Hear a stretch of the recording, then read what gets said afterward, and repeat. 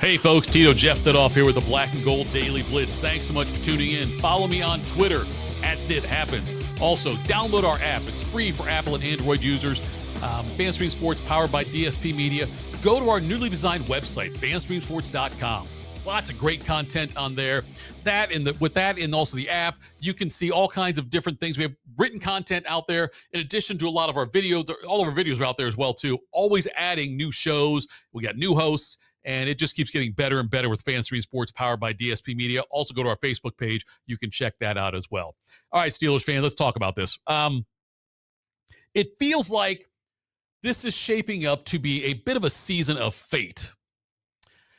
And what I mean by that is, look at how many things have gone right for Pittsburgh so far and has gone wrong for the people in the AFC North. And by the way, side note, stop for a second. We'll go back to what I was talking about, but can we just change it back to AFC Central?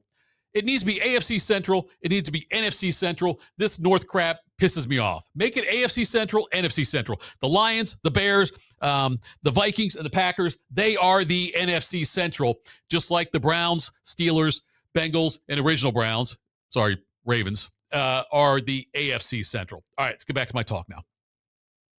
Look how the season's played out so far for Pittsburgh. Aaron Rodgers looks better than he has in the last couple of years. Now, granted, that's hard to compare it to because he gets hurt his first game with the Jets and then comes back and looks like somebody coming back from Achilles his age for the second part of the season. But Rodgers looks good so far.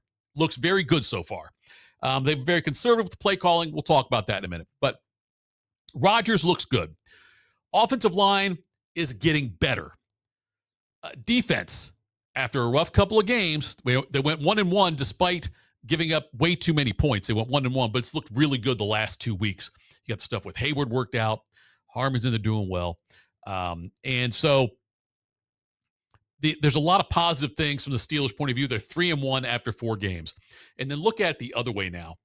The fact that the Bengals, 2-3, but and they just trade for Joe Flacco. Their season's over.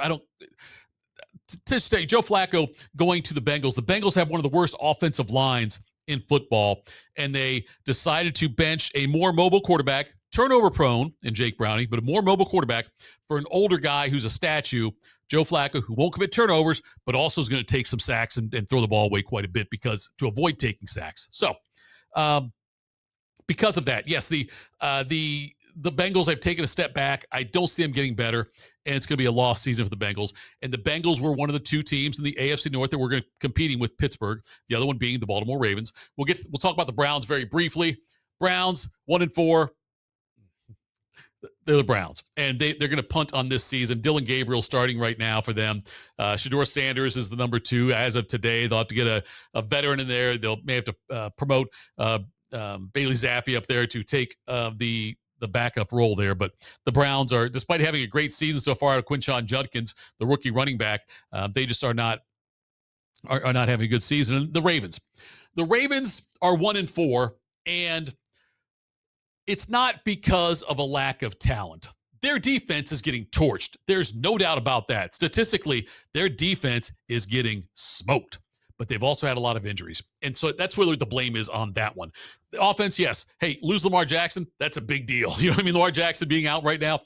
Might play this week, but he's certainly already missed 1 game. But so Lamar Jackson not being in the offense makes it a lot worse for this team. But even if Jackson was playing, the defense is not stopping anybody. So now you've got the Ravens. And by the way, at 1-4, even though they are 2.5 games behind Pittsburgh just 5 weeks into the season, the Ravens are still the favorite to win the AFC North, which I can't believe. So the Ravens this week host the Rams, who are no slouch. It's tough travel for the Rams, no doubt. But if Cooper Rush is the quarterback again this week for Baltimore, that game's over already.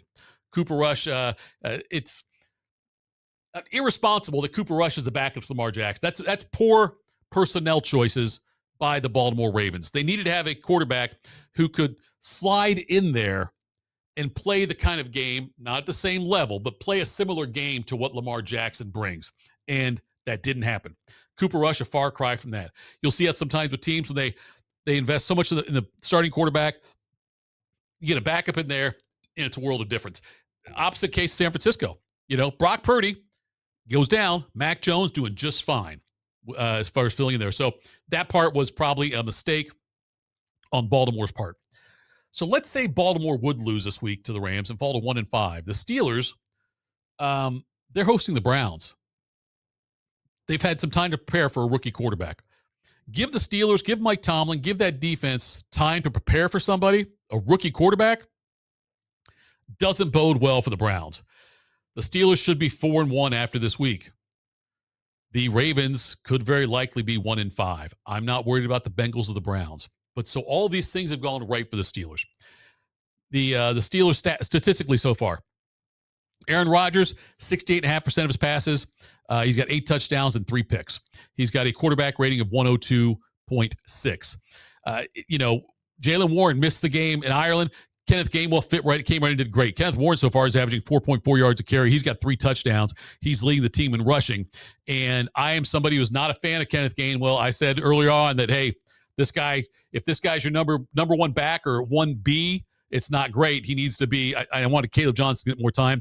Caleb Johnson, though, Mike Tomlin did hint that he will get more time as the season goes on. He said it's growing pains, that kind of thing. Receiving-wise, DK Metcalf, he's got 15 catches for 261 and 3 touchdowns. Jaylen Warren's got a touchdown out of the backfield. Calvin also third's got a couple. Jonnu Smith, who I expect to play a bigger role, he's also got a touchdown reception. But the thing with Pat Freiermuth, it's his usage as far as the passing game goes has gone way down. He's got 10 targets so far through 4 games. Then look at the defense. And you've got T.J. Watt doing T.J. Watt things. 3 sacks already. He's got the interception this year already. 19 total tackles. He is the leaders in tackles are Patrick Queen and Peyton Wilson, each with 35. Expected that they would be there with the way they play. But Derek Harmon's been pretty good, too, in the limited time he's played. He comes back from being injured, and Harmon looks good, too. Harmon looks like a disruptor. Cam Hayward still looks good as well. This defense and special teams, even as far as Chris Boswell goes, but like this defense, this offense, the way they're playing right now, and the fact that everything is going their way. Think about that. They forced 5 turnovers against New England and held on to win that game against the Patriots. 5 turnovers they forced, held on to win that game. To have a game that close when you force 5 turnovers, I'm telling you, you're doing some good living there. The fact you get 5 turnovers, also the fact you damn near lose the game. Offensively, though, for this Steelers team, going forward, and I understand why they are focusing on kind of that quick, short passing game. I know Metcalf had an 80-yard touchdown, but it was an 80-yard touchdown catch. You saw the catch. It was not 80 yards. But I am hopeful they will start to open it up a little bit more as we get in the next few weeks here. The next 2 games for the Steelers, they've got the Browns, and now the Browns obviously have a good pass rush with Myles Garrett, and we saw what they did in some of their games before, but earlier in the season. But Myles Garrett, though, if they can keep him, if they can hold him off, hold him at bay, give Rodgers a little more time to throw the ball, that'd be great. And then after that, it's the Bengals. And the Bengals game on a short week in Cincinnati, and like I say, you're going to have Joe Flacco there, and with that Steelers pass rush, they could really wreak havoc on the Bengals there. Then after that, you get 10 days off before you play the Packers. So 2 games, which I think should be fairly convincing wins for the Steelers, the next 2. Get them to 5-1 before they play Green Bay with 10 days off leading into it. I love where this is going.